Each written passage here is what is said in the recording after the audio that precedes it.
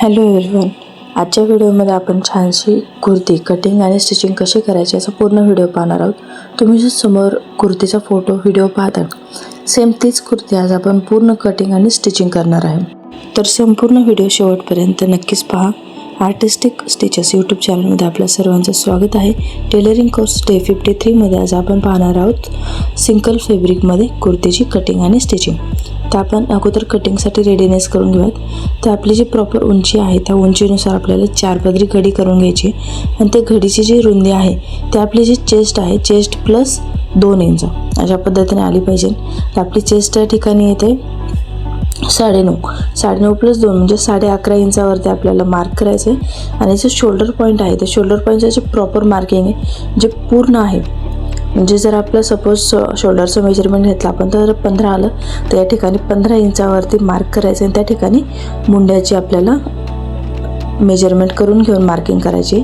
आपला जो गळा आहे त्याची उंची 6 इंच आणि रुंदी 2.25 इंच अशा पद्धतीने असणार आहे. मुंड्याचं जे मार्किंग करतो ते आपल्याला 1 इंच आणि 1.5 इंच अशा पद्धतीने करायचे. त्यानंतर चेस्ट मार्किंग करायचे प्लस 2 इंच करायचे. त्यानंतर कमरेचा जो टक पॉईंट आहे टक पॉईंट मार्क करायचा आणि आपल्या कमरेचं जे मेजरमेंट आहे तर ते आहे 32 इंचाला जर 4ने डिवाइड केलं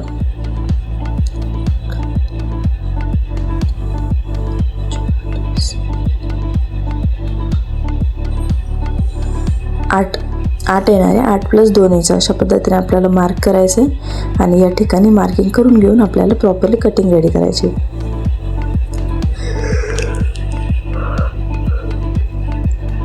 कटिंग करत असताना जे आपण मार्किंग केलेलं आहे चॉकने तर त्यावरच करायचं आहे. त्याच्यापेक्षा जास्त बाहेर जायचं नाही किंवा आतमध्ये यायचं नाही. आपण एक्स्ट्रा मार्जिन सोडूनच या ठिकाणी कटिंग करून घेतो आहे. त्यानंतर बॅक पार्ट आणि फ्रंट पार्ट हा वेगळा करायचा आहे आणि दोन्हीचा बॅकचा गळा वेगळा आहे, फ्रंटचा गळा देखील वेगळा आहे. त्यामुळे दोन्हीचं कटिंग हे वेगळं करायचं आहे. फ्रंटचा मुंडा थोडासा डीप करून घ्यायचा आहे आपल्याला.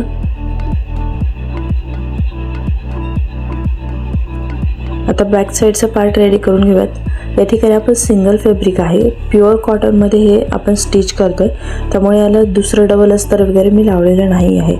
बट जर तुमचं कुठलंही फॅब्रिक जर त्यामधून आपली नेटमध्ये असेल किंवा पातळ असेल थोडंसं सिल्कमध्ये वगैरे तर त्याला अस्तर नक्कीच लावा. तसंही कॉटनमध्ये असल्यामुळे अस्तर नाही लावलं जाते. आता आपण बाही घेऊयात. तर बाही आपली फुल बाही आहे. या ठिकाणी बाहीची जी उंची आहे लांबी आहे ती 21 आहे.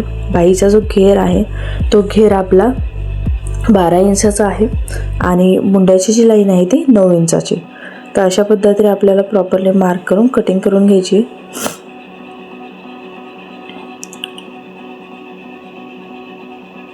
इथे लांबी जी आहे ती जास्त आहे त्यामुळे मी या ठिकाणी स्केलचा वापर केलेला आहे प्रत्येक ठिकाणी. जर तुम्हाला शक्य नसेल तर पॉईंटला तुम्ही डॉटने मार्क करा आणि त्या पद्धतीने जरी तुम्ही जोडलं तरी हरकत नाही. अशा पद्धतीने आपली बाही रेडी झालेली आहे.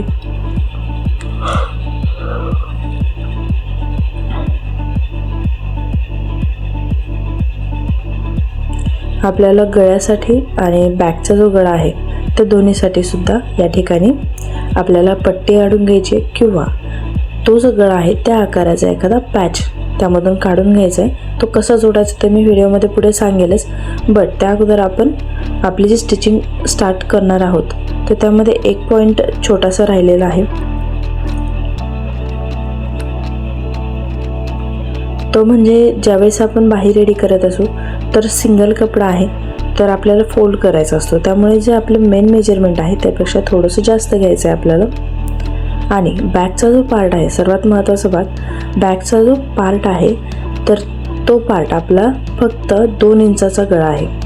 त्यामुळे ज्यावेळेस आपण शोल्डर्स घेऊ त्यावेळेस ते शोल्डर जे आपलं प्रॉपर मेजरमेंट आहे त्यानुसारच घ्यायचं आहे. त्यामध्ये आपण जसं ब्लाऊजला घेतो त्या पद्धतीने अजिबात करायचं नाही. आणि जर डीप गळा असेल तर शोल्डर आपलं 3चं घ्यायचं आहे. इथे थोडीशी काळजी घ्या कारण बॅक साईडचा गळा प्रत्येकाची चॉईस वेगवेगळी असते. इथे मी एकदम कट टू कट घेतलेला आहे. त्यामुळे जो बॅकचा जो गळा आहे तर तो या ठिकाणी फक्त 2 इंचाचा आहे. त्यामुळे जे शोल्डर आहे ते खूप जास्त ठेवलेले आहेत प्रॉपर मेजरमेंटवरती. हा सर्वात महत्त्वाचा पॉईंट होता. कटिंग करताना ही गोष्ट लक्षात घ्या. त्यानंतर आपण व्यवस्थित फोल्ड टिप देऊन घेऊयात. म्हणजेच दाबटीप देऊन घ्यायची आपल्याला.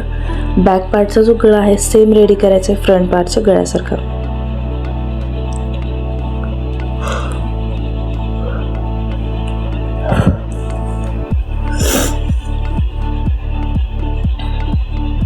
जे आपण हे फॅब्रिक शिल्लक राहतं आपण गळ्याला फोल्ड केल्याच्या नंतर त्याला नंतर सगळं फायनल लुक देत असताना हात शिलाई करून घ्यायची आहे.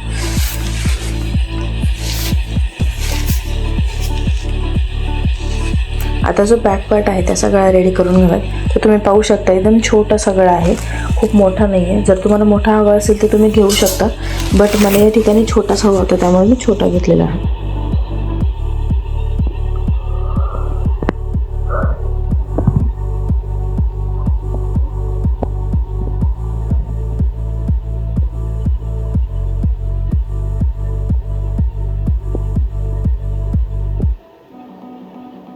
दोन्ही गळे सेम पद्धतीने रेडी करायचे.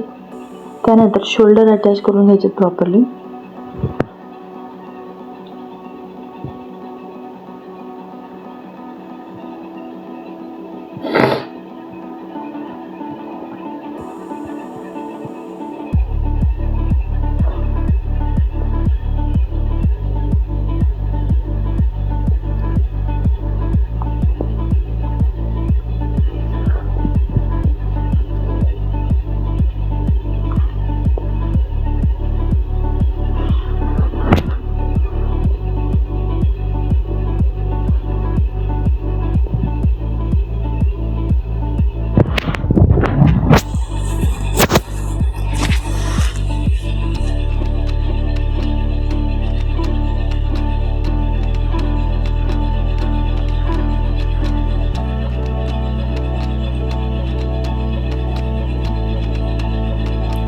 यानंतर आपल्याला बाही जोडून घ्यायची.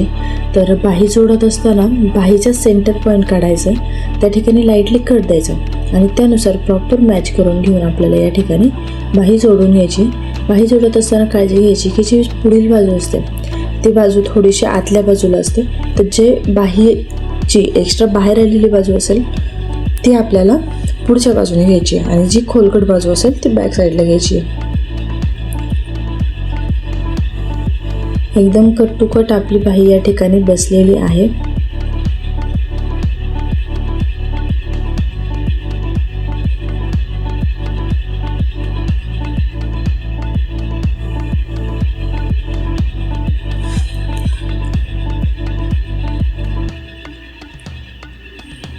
दुसरी बाही देखील आपल्याला सेम पद्धतीने जोडून घ्यायची आहे या ठिकाणी.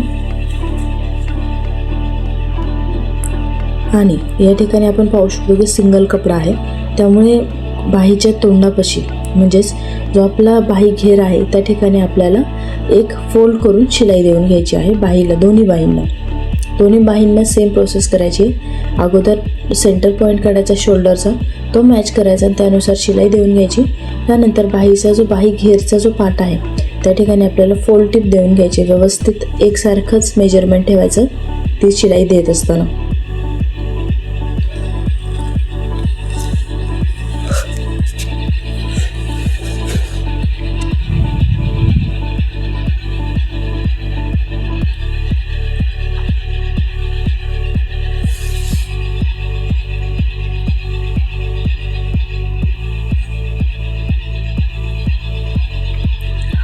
आता बाही जोडून झाल्याच्या नंतर आपल्याला जे कमरेचा जो कट पॉईंट आहे तर तो रेडी करायचा आहे आणि कट रेडी करून घ्यायचे.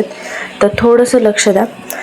हे ज्याची 38 इंचेसची चेस्ट आहे त्यांच्यासाठीचं आहे. त्यांचे जे कमर घेर असतो तोही आपल्याला चेक करायचा. कमर घेरनुसार आपल्याला या ठिकाणी कट पॉईंट ॲड करायचं आहे. तर कट पॉईंट आपल्याला कमरेचा घेर प्लस उंची 21 इंचाची उंची घ्यायची आहे, त्या ठिकाणी मार्क करायचं. कमरेचा घेर घ्यायचा 19 इंचावरती मार्क करायचं, म्हणजेच आपली 38 इंचाचा जो कमरेचा घेर आहे तर तो या ठिकाणी आपल्याला मार्क करायचा आहे. थोडंसं अर्धा किंवा 1 इंच मार्जिन जास्त सोडलं तरीही चालेल आणि त्या ठिकाणी थोडंसं रब टिप करून आपल्याला धागा बाजूला काढायचा. दोन्ही बाजूने आपल्याला सेम प्रोसेस करायची आहे. ते झाल्याच्या नंतर आपल्याला जो कट आहे तो रेडी करायचा आहे. तर तो रेडी करत असताना एका बाजूने सुरुवात करायची, म्हणजेच जर आपण एक पन्ना घेतला पुढचा तर त्या बाजूने सुरुवात करायची आणि आडवं वर जाऊन दुसऱ्या बाजूला तो पन्ना एंड करायचा. आणि ज्यावेळेस आपण सेंटरला जो कट घेतो, ज्याला आपण चौकोनी आकारामध्ये घेतो, तर तो कसा घ्यायचा तुम्ही व्हिडिओमध्ये पहा, मी जवळून दाखवते थोडंसं.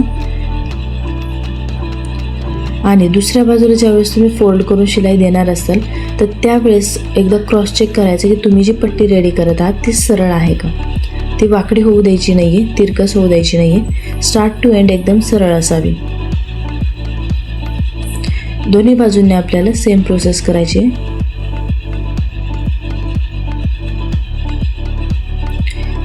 कट सुरुवातीला ज्यावेळेस तुम्ही शिकत असता त्यावेळेस रेडी करायला थोडासा अवघड वाटतो, पण जर हळूहळू प्रॅक्टिस झाली तर तुम्हाला त्याचं प्रॉपर मेजरमेंट येऊन जातं. आणि जर तुम्हाला असं वाटत असेल की तुमचा कट थोडा तिरकस होतो आहे किंवा त्यामध्ये काही प्रॉब्लेम येतो आहे, तर थोडंसं थांबा, शिलाई उसवा, एकदा टाचणी वगैरे लावा प्रॉपरली फोल्ड करून आणि त्यानंतर त्यावरती शिलाई द्या.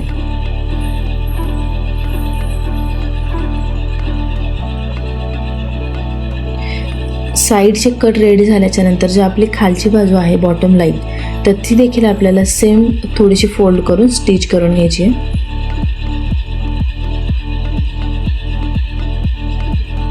आता आपलं जे प्रॉपर मेजरमेंट आहे अंगावरचं त्यानुसार आपल्याला फिटिंग करून घ्यायची आहे. मी तुम्हाला हा ड्रेस डायरेक्टली फिटिंग करून हात शिलाई करून त्याचं फायनल लुक रेडी करून दाखवणार आहे. बेसिक जे पॉईंट आहेत ते मी शेअर केलेले आहेत. प्रॉपरली फिटिंग करून घ्यायची आणि फिटिंग करत असताना जो कट पॉईंट आहे आपला त्याच्यावर थोडंसं धागा बाजूला काढायचं, त्याच्यावरून काढायचं नाही आहे, त्याने आपला कट खराब होऊ शकतो.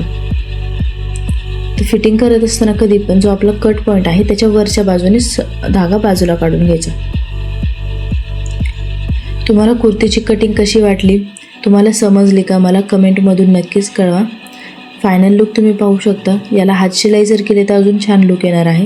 कुर्तीची कटिंग आणि स्टिचिंग कशी वाटली मला नक्कीच कळवा. व्हिडिओ आवडला असेल तर कमेंट करा की कुर्ती तुम्हाला कशी वाटली आणि अजून काही ॲडिशन हवी असेल तर नक्कीच कळवा. व्हिडिओ आवडला असेल तर चॅनलला लाईक करा, शेअर करा आणि सबस्क्राईब करा.